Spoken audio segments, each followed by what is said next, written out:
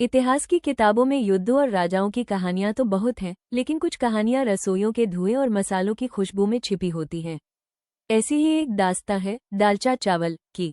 अगर आप कभी हैदराबाद या दक्कन की गलियों से गुजरे तो वहां की हवा में इमली की खटास और चने की दाल की सोंधी महक आपका स्वागत करेगी। दालचा सिर्फ एक व्यंजन नहीं है, ये भारत और ईरान के बीच सदियों पुराने सांस्कृतिक आदान प्रदान का एक जीता जागता प्रमाण है।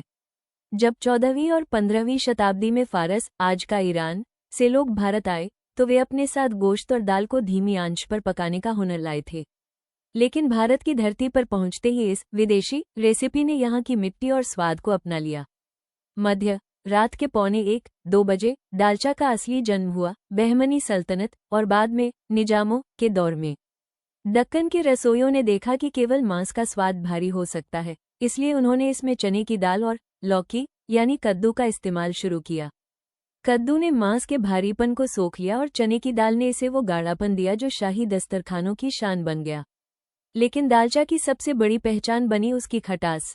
जहां उत्तर भारत के दाल गोश्त में टमाटर या दही का इस्तेमाल होता था, वहीं दक्कन के रसोइयों ने इसमें दक्षिण भारत की जान, इमली, को शामिल किया। ये खटास ही है जो दालचा को दुनिया के हर दूसरे शोरबे से अलग खड़ा करती है।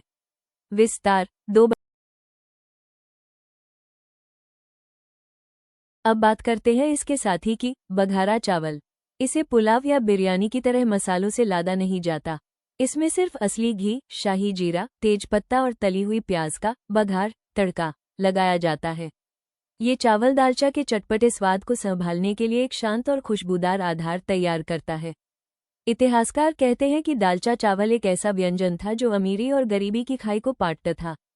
जहां महलों में इसमें बेहतरीन मेमने का मांस डाला जाता था, वहीं आम लोग इसे केवल दाल और कद्दू के साथ भी उतनी ही चाव से खाते थे। ये सादगी और नजाकत का एक अनोखा संगम बन गया। समापन 2:45, 3:15। आज भी हैदराबाद की शादियों में चाहे कितनी भी बिरयानी क्यों न हो, जब तक मेज पर दालचा चावल न आए, दावत अधूरी मानी जाती है। ये डिश हमें सिखाती है कि जब दो अलग अलग संस्कृतियां, ईरान की नजाकत और दक्कन की चटपटी तासीर, एक साथ मिलती हैं, तो नतीजा हमेशा लाजवाब होता है। तो अगली बार जब आप दालचा और बघारा चावल का निवाला लें, तो महसूस कीजिएगा कि आपके हाथों में सिर्फ भोजन नहीं, बल्कि 400 साल पुरानी एक साझी विरासत है। और जब हम बघारा चावल की बात करते हैं, तो असली जादू उसके बघार यानी तड़के में छिपा होता है। असली घी में जब शाही जीरा और कटी हुई प्याज सुनहरी होकर चटकती है, तो उसकी महक पूरे मोहल्ले में फैल जाती है। पुराने उस्ताद कहते थे कि अगर बघारा चावल की खुशबू से पड़ोसी का मन न ललचाए, तो समझो तड़का सही नहीं लगा। आज के इस भागदौड़ भरे दौर में, जहां फास्ट फूड का बोलबाला है, दालचा चावल हमें याद दिलाता है कि बेहतरीन चीजें वक्त मांगती हैं।